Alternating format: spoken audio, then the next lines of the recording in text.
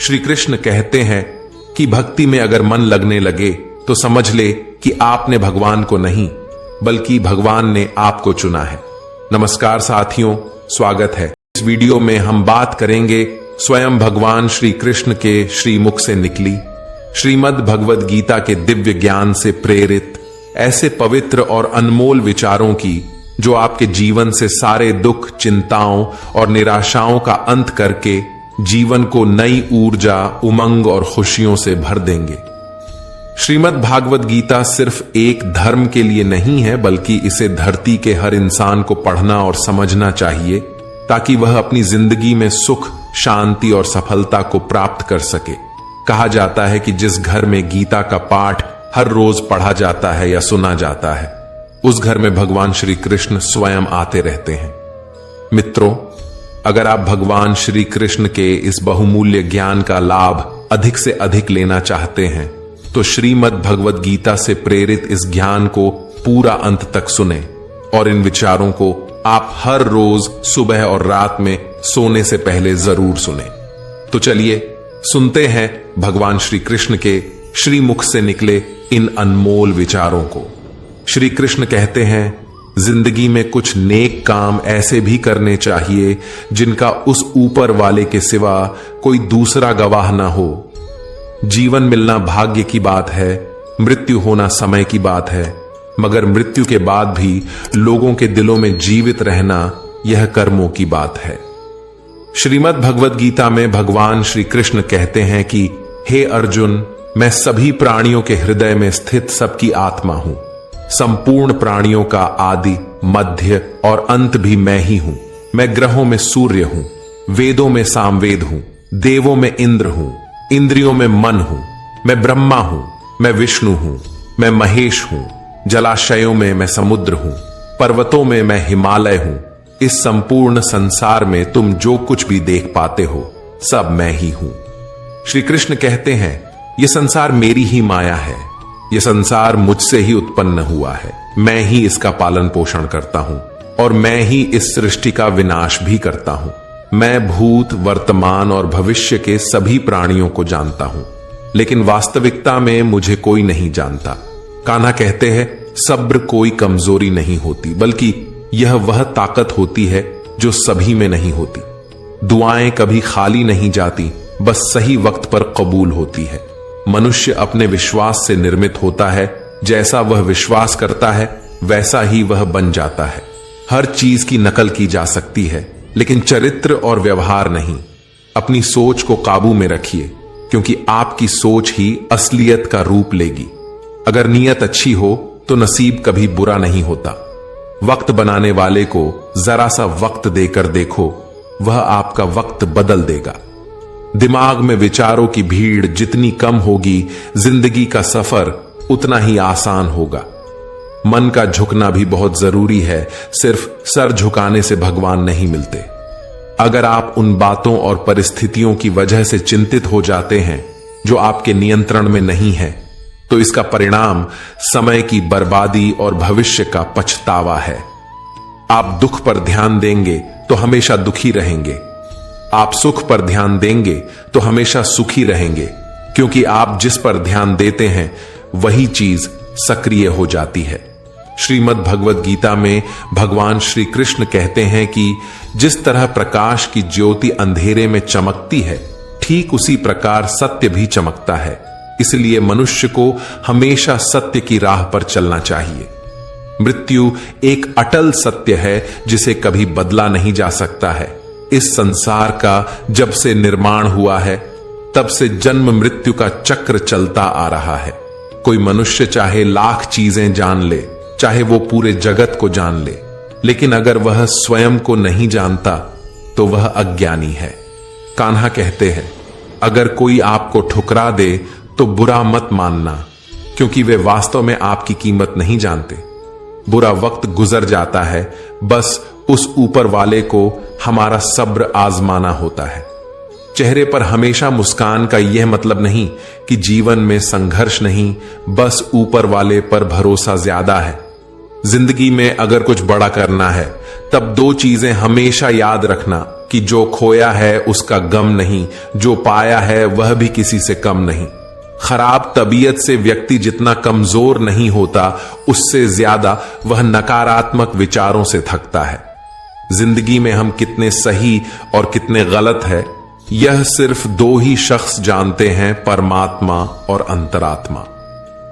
नकारात्मक विचारों को अपने मन में प्रवेश करने की अनुमति ना दो, क्योंकि यही वह एक चीज होती है जो हमारा आत्मविश्वास कम कर देती है। कामयाबी कुछ नहीं, बस एक नाकामयाब व्यक्ति के संघर्ष की कहानी होती है। आपके खिलाफ होने वाली बातों को खामोशी से सुन लीजिए। यकीन मानिए, वक्त उन्हें बेहतर जवाब देगा। जिसने अपने को वश में कर लिया है, उसकी जीत को देवता भी हार में नहीं बदल सकते। अगर लोग आपकी अच्छाई को आपकी कमजोरी समझते हैं, तो यह उनकी समस्या है। आप आईना हो, आईना बने रहो। फिक्र वो करें जिनकी सूरत खराब है। श्रीमद् भगवत गीता में भगवान श्री कृष्ण कहते हैं कि हे अर्जुन, तुम्हारा क्या गया जो तुम रोते हो? तुम क्या लाए थे जो तुमने खो दिया? तुमने क्या पैदा किया था जो नष्ट हो गया? तुमने जो लिया यहीं से लिया, जो दिया यहीं पर दिया।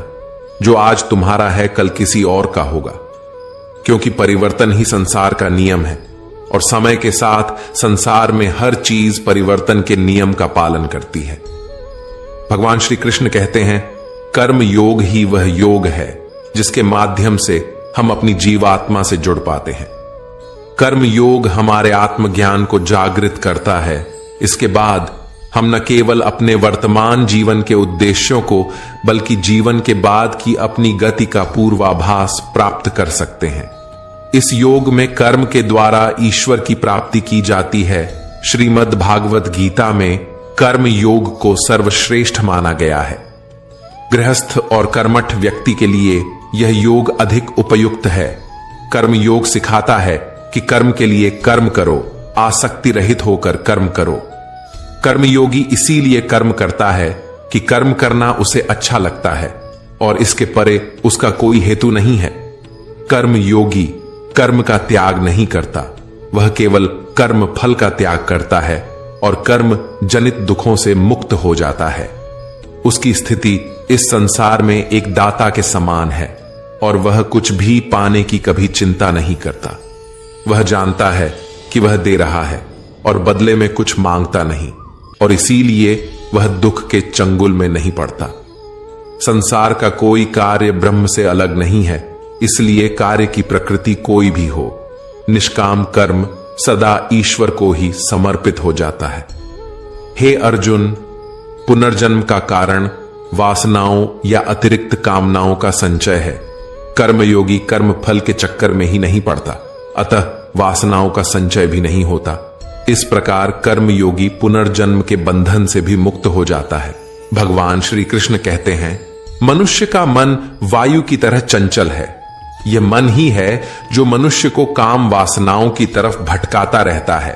अगर जीवन को सफल बनाना है तो मन पर काबू करना बहुत जरूरी है। मन को वश में करने से दिमाग की शक्ति केंद्रित होती है, जिससे कार्यों में सफलता मिलने लगती है। गीता के अनुसार जिस व्यक्ति ने अपने मन पर काबू पा लिया, वह मन में पैदा होने वाली बेकार की चिंताओं और इच्छाओं से भी दूर रहता है। साथ ही वह व्यक्ति अपने लक्ष्य को भी आसानी से प्राप्त कर लेता है।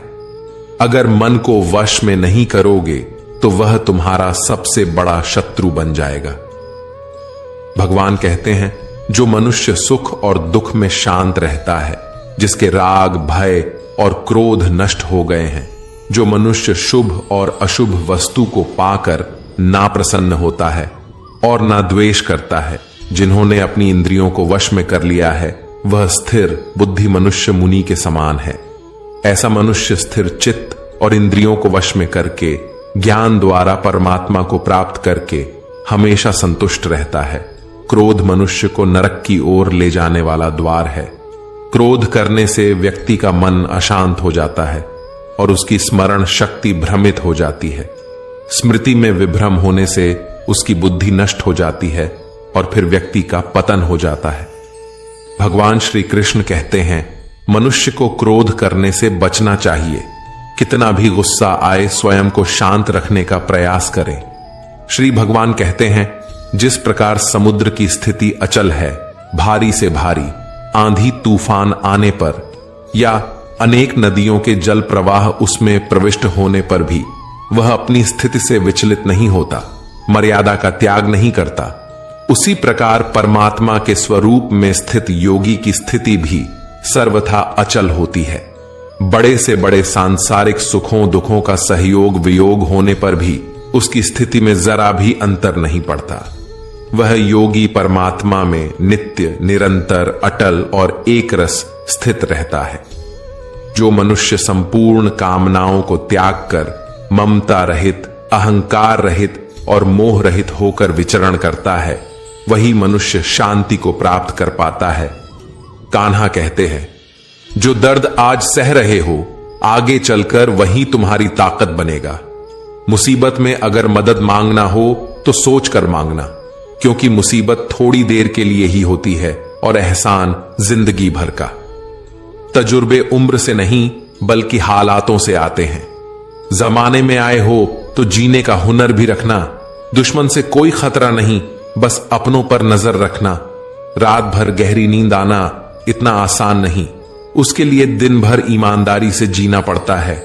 अपनी कमियों को सिर्फ हम दूर कर सकते हैं और कोई नहीं, बाकी सब केवल इनका फायदा उठाना जानते हैं। समय के पास इतना समय नहीं कि वह आपको दोबारा समय दे सके।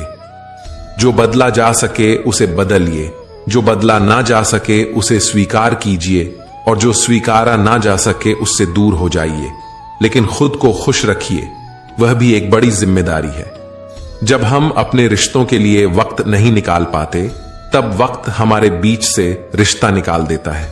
जो आपकी बुराई करते हैं उन्हें करने दो, क्योंकि बुराई वही करते हैं जो बराबरी नहीं कर सकते। झूठ भी कितना अजीब है ना, खुद बोलो तो अच्छा लगता है और दूसरे बोले तो गुस्सा आता है। अगर खुश रहना चाहते हैं तो लोगों की बातों पर कम और अपने विचारों पर ज्यादा ध्यान दें। भगवान पर विश्वास बिल्कुल उस बच्चे की तरह करो जिसको हवा में उछालो तो वह हंसता है, डरता नहीं, क्योंकि वह जानता है कि आप उसे गिरने नहीं दोगे। श्रीमद् भगवत गीता में भगवान श्री कृष्ण कहते हैं कि हे अर्जुन, मेरा इन तीनों लोकों में ना तो कुछ कर्तव्य है और ना ही मुझे कोई वस्तु प्राप्त करने योग्य है, फिर भी मैं कर्म करते हुए अपने कर्तव्य का निर्वाह करता हूं। हे पार्थ, यदि मैं कर्मों को करने में सावधानी न बरतूं तो बड़ा अनर्थ हो जाएगा, क्योंकि मनुष्य सब प्रकार से मेरे ही मार्ग का अनुसरण करते हैं। यज्ञ से बचे हुए अन्न को खाने वाले श्रेष्ठ पुरुष सब पापों से मुक्त हो जाते हैं, और जो पापी लोग अपना शरीर पोषण करने के लिए ही अन्न पकाते हैं, वे तो पाप को ही खाते हैं। अर्थात जो लोग ईश्वर को याद किए बिना अपने जिंदा रहने में ही लगे रहते हैं, उन्हें चोर समझना चाहिए। केवल ज्ञान ही एक ऐसा अक्षय तत्व है जो कहीं भी, किसी भी अवस्था में और किसी भी हाल में मनुष्य का साथ नहीं छोड़ता। धरती पर जिस प्रकार मौसम में बदलाव आता है, उसी प्रकार जीवन में भी सुख दुख आता जाता रहता है। युद्ध हो या जीवन, सफलता केवल 3 शस्त्रों से प्राप्त होती है: धर्म, धैर्य और साहस। कान्हा कहते हैं, सेवा सबकी कीजिए मगर आशा किसी से मत रखिए, क्योंकि सेवा का सही मूल्य भगवान ही दे सकता है, इंसान नहीं। नियत साफ हो तो 1 लोटा जल भी कबूल है, वरना दिखावे के तो 56 भोग भी फिजूल है। कहां मिलता है कोई ऊपर वाले के सिवा समझने वाला? जो भी मिलता है बस समझा कर चला जाता है। भगवान के फैसले पर कभी शक मत करना। अगर सजा मिल रही है तो कोई गलती भी अवश्य ही होगी। अगर आप सही हो तो कुछ सही साबित करने की कोशिश ना करो, बस सही बने रहो। गवाही खुद वक्त देगा। वहां बैठकर रोना बहुत सुकून देता है, जहां कृष्ण के सिवाय कोई और सुनने वाला ना हो। जितना इंतजार वह आपसे करवा रहा है ना, समय आने पर वह इतना देगा कि संभाल भी नहीं पाओगे। मित्रता आवश्यक है, संबंध भी आवश्यक है, परंतु जीवन की कठिन परिस्थिति यह दर्शाती है कि अकेले रहने की कला का आना भी आवश्यक है। हम बड़े नहीं हैं, हमारे पीछे जो ताकत है वह बड़ी है। जिंदगी में इतना सफर करने के बाद एक बात तो सीख ली है मैंने कि उस गली में कभी अपना कदम भी मत रखना जहां के लोग आपकी कदर नहीं करते। अब तो भरोसे से भी भरोसा उठ गया है, क्योंकि जिस पर सबसे ज्यादा भरोसा था उसको ही भरोसा तोड़ते देखा है। कदर करो उस इंसान की जो तुम्हारे सबसे ज्यादा नजदीक है। जो नजदीक भी नहीं आना चाहते उनका तो ख्याल करना भी छोड़ दो। उसे लौटना होगा तो लौट आएगा। कदर तो उसकी करो जिसे तुमसे दूर जाने में भीड़ लगता है। ये कस्में वादे सब झूठ होते हैं, क्योंकि सबसे ज्यादा कसम वही खाते हैं जो सबसे ज्यादा झूठ बोलते हैं। दीपक का जीवन इसीलिए वंदनीय नहीं है कि वह जलता है, बल्कि इसीलिए वंदनीय है कि वह दूसरों के लिए जलता है, दूसरों से नहीं जलता। कान्हा कहते हैं, जीवन में कभी मौका मिले तो किसी के लिए सारथी बनना, स्वार्थी नहीं। किससे कब और कितना बोलना है, अगर तुमने यह समझ लिया तो तुम अपनी जिंदगी के सार्थक बन चुके हो। कामयाबी और नाकामयाबी दोनों जिंदगी के हिस्से हैं और दोनों ही स्थायी नहीं है। जिंदगी की आधी शिकायतें यूं ही दूर हो जाएगी अगर लोग एक दूसरे के बारे में बोलने की जगह एक दूसरे से बोलना सीख जाएंगे।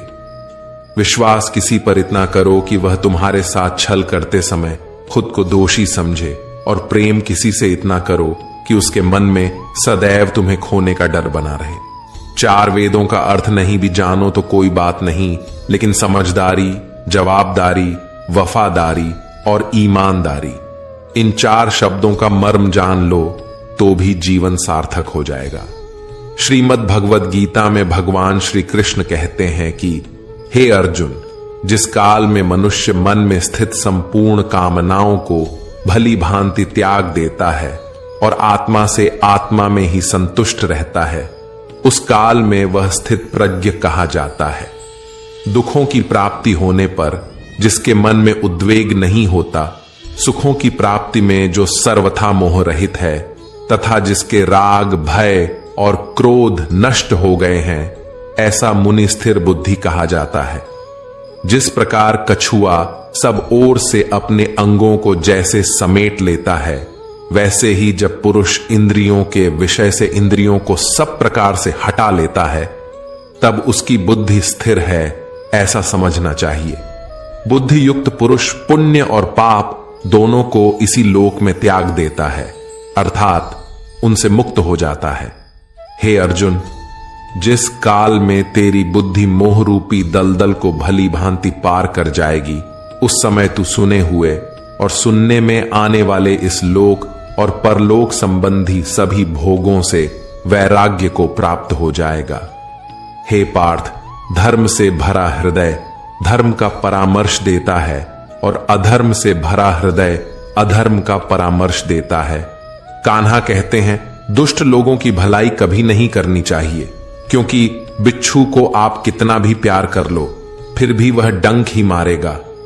श्री कृष्ण कहते हैं, लोग तुम्हारी कदर तभी करेंगे जब तुम भी उन्हें उन्हीं की तरह नजरअंदाज करना सीख जाओगे। जिन्हें उधार लेने और दूसरों से एहसान लेने की आदत होती है, वह हमेशा तनाव में घिरे रहते हैं। उस इंसान की कद्र कम की जाती है जमाने में जो दूसरे इंसान की कद्र नहीं करता। किसी को इतना भी सर पर मत बैठा लेना कि सर दर्द बन जाए, और किसी की इतनी भी खुशामद मत करना कि वह आपके लिए बेकदर हो जाए। आईने में जो दिखता है उसके अलावा किसी और पर आंख मूंद कर भरोसा मत करना, क्योंकि जो आज तक आपकी कदर करना नहीं छोड़ रहे हो सकता है कल आपको बेइज्जत करने में कोई कसर न छोड़े।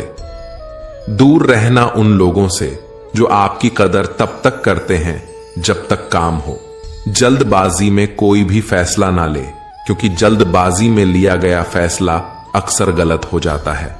अपने पंखों पर भरोसा रख, हवाओं के भरोसे तो पतंगे उड़ता करती हैं। यहां गरीब जमीन पर पड़ी रोटी भी हंसी खुशी खा लेता है, वहां अमीर हाथ से मिली रोटी की भी कदर नहीं करता। जो मिला नहीं उसे पाने की ख्वाहिश जरूर करना, पर जो मिला है उसकी बेकदरी कभी मत करना। प्यार का असर उस रिश्ते में खत्म हो जाता है जहां एक दूसरे की कद्र करना कम हो जाता है। जिन्हें जो कहना है कहने दो, उनको हम नहीं वक्त जवाब देगा। वक्त के साथ सब बदल जाते हैं, यार, प्यार और हालत भी। क्यों भरोसा करता है तू गैरों पर, जबकि चलना है अपने ही पैरों पर। जिन्हें नींद से प्यार है वह सुहाने सपने देखते रहते हैं, पर जिन्हें अपने सपनों की कदर है उन्हें नींद तक नहीं आती। जहां रहने के लिए घर मिल जाए पर घर के लोगों से कदर ना मिले, ऐसे घर पर रहने से अच्छा सड़क पर रहना है। श्रीमद् भगवद गीता में भगवान श्री कृष्ण कहते हैं कि हे अर्जुन, जो ना कभी हर्षित होता है, ना किसी से द्वेष करता है, ना शोक करता है, ना कामना करता है, जो शुभ और अशुभ संपूर्ण कर्मों का त्यागी है, वह ज्ञानी मनुष्य मुझको अति प्रिय है। मुझे पाने के 3 तरीके हैं, ध्यान योग, ज्ञान योग और कर्म योग, और इन सब में कर्म योग सबसे प्रधान है। जिस प्रकार मनुष्य अपने पुराने वस्त्रों को त्याग कर नए वस्त्र धारण करता है, ठीक उसी प्रकार आत्मा पुराने व्यर्थ शरीर को त्याग कर नए शरीर को धारण करता है। यही प्रकृति का नियम है। इस सत्य को स्वीकार करके भय मुक्त होकर आज में जीना चाहिए। जो मनुष्य मुझे जान लेता है, उसके लिए इस संसार में और कुछ भी जानना शेष नहीं रहता। ऐसा मनुष्य जन्म मरण के बंधनों से मुक्त हो जाता है। जो मनुष्य भगवत गीता को पढ़कर उस पर अमल करता है, उसके सारे दुष्कर्मों का प्रभाव समाप्त हो जाता है। जो भाग्य में है वह भाग कर आएगा, और जो भाग्य में नहीं है वह आकर भी भाग जाएगा। जैसे हवा के झोंके नाव को भटका देते हैं, वैसे ही मनुष्य की इच्छाएं बुद्धि को भटका देती है। कान्हा कहते हैं, खुशी के लिए एक काम करोगे तो खुशी नहीं मिलेगी, लेकिन खुश होकर काम करोगे तो खुशी जरूर मिलेगी। यह चिंता छोड़िए कि लोग आपके बारे में क्या सोच रहे हैं। वे तो स्वयं इस चिंता में डूबे हैं कि आप उनके बारे में क्या सोच रहे हैं। बिना झुके खाली होना लगभग नामुमकिन है। अगर अंदर से अहंकार खाली करना है तो झुकना ही एकमात्र उपाय है। जहां तक दिखाई दे रहा हो वहां तक जाइए। जब आप वहां पहुंचेंगे तो आप और आगे देख पाएंगे। आंसुओं में वह खामोश दुआ है जो सिर्फ परमात्मा ही सुन सकता है। हम जो है उसके जिम्मेदार हम खुद हैं, और जो हम बनना चाहते हैं वह बनने की शक्ति हम अपने अंदर रखते हैं।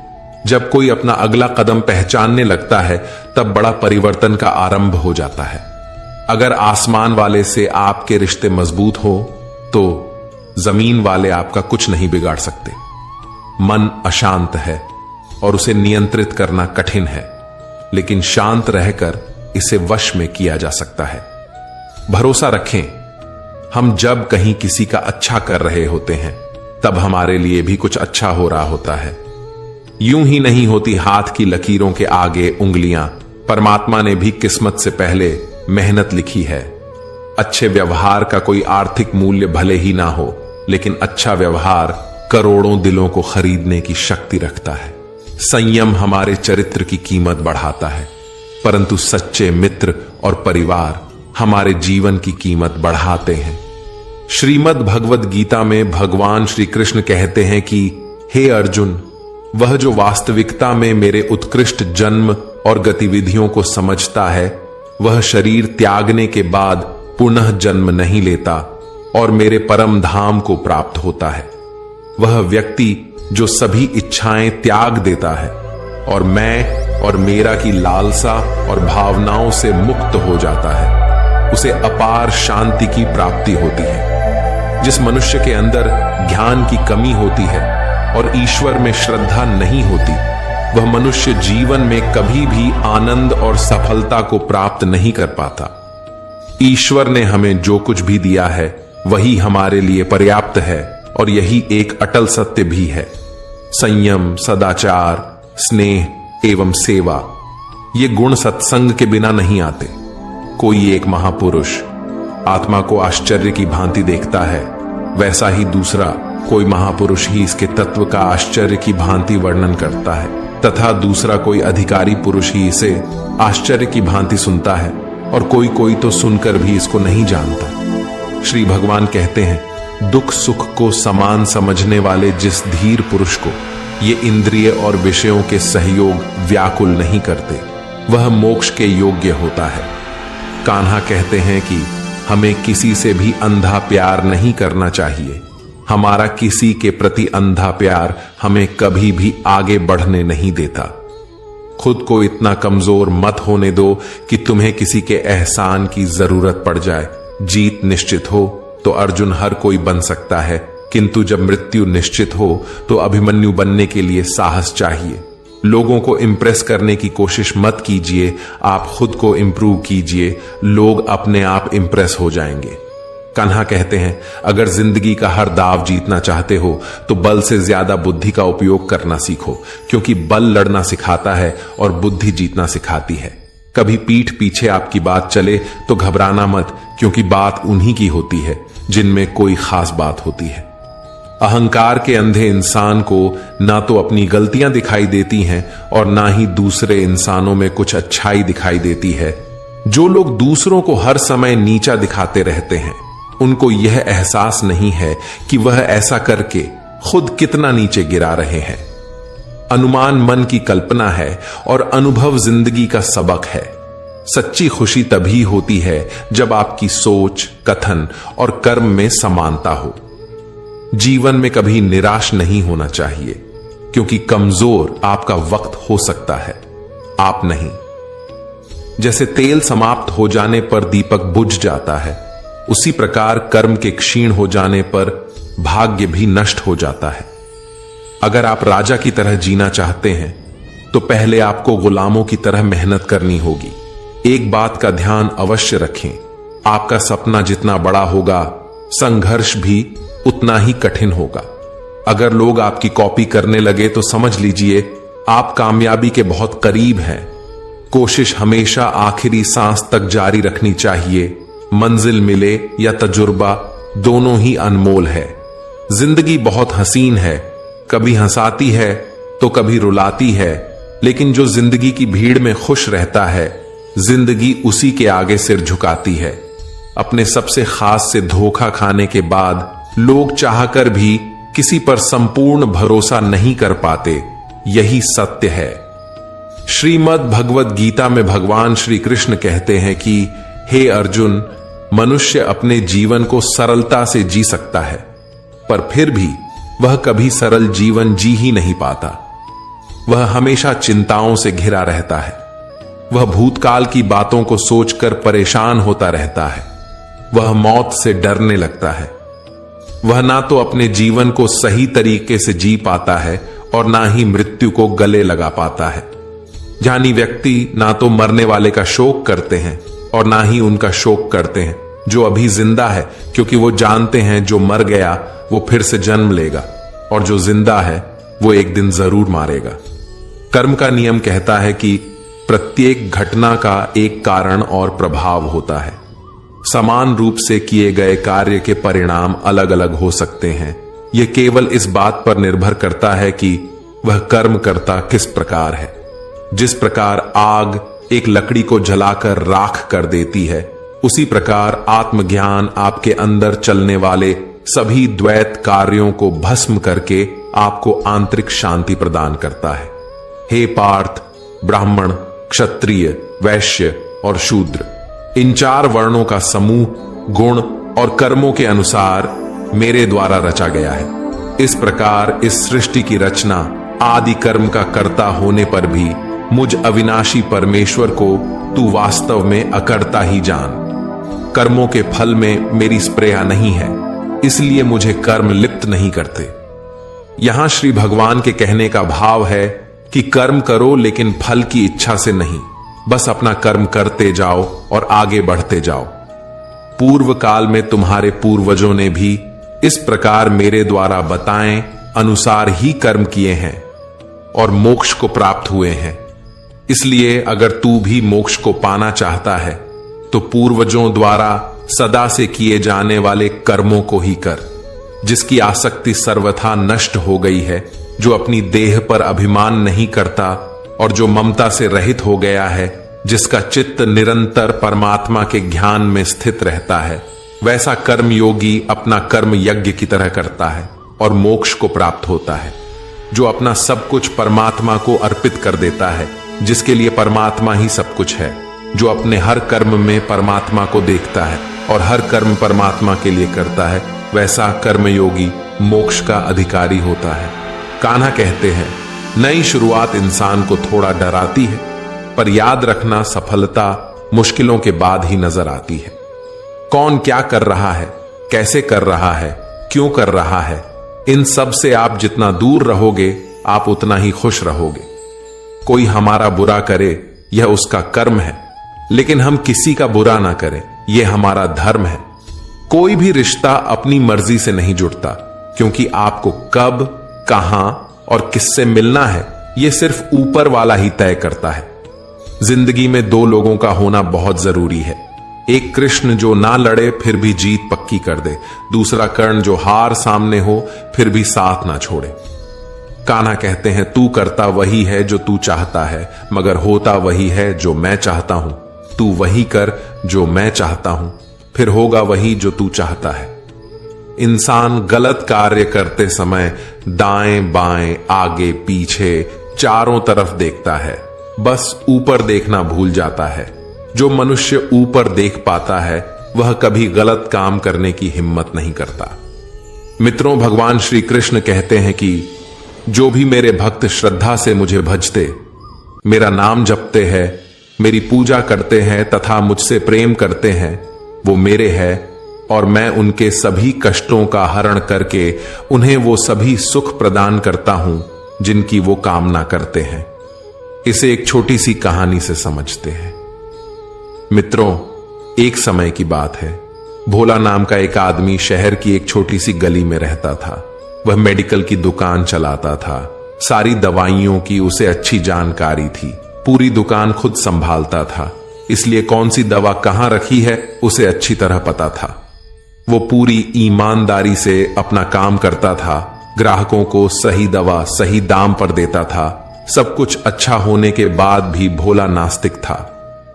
भगवान में उसका जरा भी विश्वास नहीं था। वह पूरा दिन दुकान पर काम करता और शाम को परिवार तथा दोस्तों के साथ समय गुजरता था।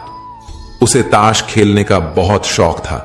जब भी समय मिलता दोस्तों के साथ ताश खेलने बैठ जाता था। एक दिन वह दुकान पर था, तभी कुछ दोस्त आए और तभी भारी बारिश भी शुरू हो गई। रात हो गई थी, लेकिन सभी बारिश थमने का इंतजार कर रहे थे। बिजली भी चली गई थी। बैठे बैठे क्या करें, सोचा मोमबत्ती की रोशनी में ताश ही खेल लेते हैं। सारे दोस्त दुकान में ताश खेलने बैठ गए। सभी ताश खेलने में मग्न थे। तभी एक बच्चा भागता हुआ आया। वह पूरी तरह भीग चुका था। उसने जेब से दवा की एक पर्ची निकाली और भोले से दवा मांगी। भोला खेल में मग्न था। उसने पहली बार में तो ध्यान ही नहीं दिया। तभी बच्चे ने जोर से आवाज देते हुए कहा, मेरी मां बहुत बीमार है, सारी दवा की दुकानें बंद हो गई हैं। आप दवा देंगे तो मेरी मां ठीक हो जाएगी। भोला आधे अधूरे मन से उठा, पर्ची देखी और अंदाज से दवा की एक शीशी उठाकर उसे दे दी। पैसे काटकर बच्चे को लौटा दिए। बच्चा भागते हुए चला गया। तभी बारिश रुकी और भोले के दोस्त चले गए और भोला भी दुकान बंद करने लगा। तभी उसे ध्यान आया कि रोशनी कम होने के कारण उसने गलती से बच्चे को चूहे मारने वाली दवा की शीशी दे दी है। भोले के हाथ पांव फूल गए। उसका दिल जोर जोर से धड़कने लगा। उसकी 10 साल की नेकी पर मानो जैसे ग्रहण लग गया। उस बच्चे के बारे में सोचकर वह घबराने लगा। सोचा, यदि यह दवाई उसने अपनी बीमार मां को दे दी तो वह अवश्य मर जाएगी। बच्चा भी बहुत छोटा होने के कारण उस दवाई को तो पढ़ना भी नहीं जानता होगा। एक पल वह अपनी इस भूल को कोसने लगा और ताश खेलने की अपनी आदत को छोड़ने का निश्चय कर लिया। पर यह बात तो बाद के बाद देखी जाएगी। अब क्या किया जाए? उस बच्चे का पता ठिकाना भी तो वह नहीं जानता। कैसे उसकी बीमार मां को बचाया जाए? सच में कितना विश्वास था उस बच्चे की आंखों में। भोला को कुछ सूझ नहीं रहा था। घर जाने की उसकी इच्छा मर गई। दुविधा और बेचैनी उसे घेरे हुए थे। घबराहट में वह इधर उधर देखने लगा। पहली बार उसकी नजर दीवार के उस कोने में गई जहां उसके पिता ने जिद करके भगवान श्री कृष्ण की तस्वीर दुकान के उद्घाटन के वक्त लगाई थी। तब पिता ने कहा था, भगवान की भक्ति में बहुत शक्ति होती है, वह हर जगह व्याप्त है और हमें सदैव अच्छे कार्य करने की प्रेरणा देता है। भोला को वो सारी बातें याद आने लगी। आज उसने इस अद्भुत शक्ति को आजमाना चाहा। उसने कई बार अपने पिता को भगवान की तस्वीर के सामने हाथ जोड़कर आंखें बंद करते हुए पूजा करते देखा था। उसने भी आज पहली बार कमरे के कोने में रखी उस धूल भरी कृष्ण की तस्वीर को देखा और आंखें बंद कर दोनों हाथों को जोड़कर वहीं बैठ गया। कुछ देर बाद वह छोटा बच्चा फिर दुकान में आया। पसीना पोंछते हुए उसने कहा, क्या बात है बेटा, तुम्हें क्या चाहिए? बच्चे की आंखों से पानी छलकने लगा। उसने रोते रोते कहा, बाबूजी, मां को बचाने के लिए मैं दवाई की शीशी लेकर भागता जा रहा था। घर के करीब पहुंच भी गया था, लेकिन बारिश की वजह से आंगन में पानी भरा था और मैं फिसल गया। दवाई गिर गई। क्या आप मुझे वही दवाई की दूसरी शीशी दे सकते हैं बाबूजी? बच्चे ने उदास होकर पूछा। भोले ने राहत की सांस लेते हुए कहा, क्यों नहीं? पर उस बच्चे ने दवाई की शीशी लेते हुए कहा, बाबूजी, मेरे पास तो पैसे नहीं हैं। उस बच्चे ने हिचकिचाते हुए कहा। भोला को उस पर दया आई। कोई बात नहीं, तुम ये दवाई ले जाओ और अपनी मां को बचाओ। जाओ, जल्दी करो, और हां, अब की बार जरा संभल कर जाना।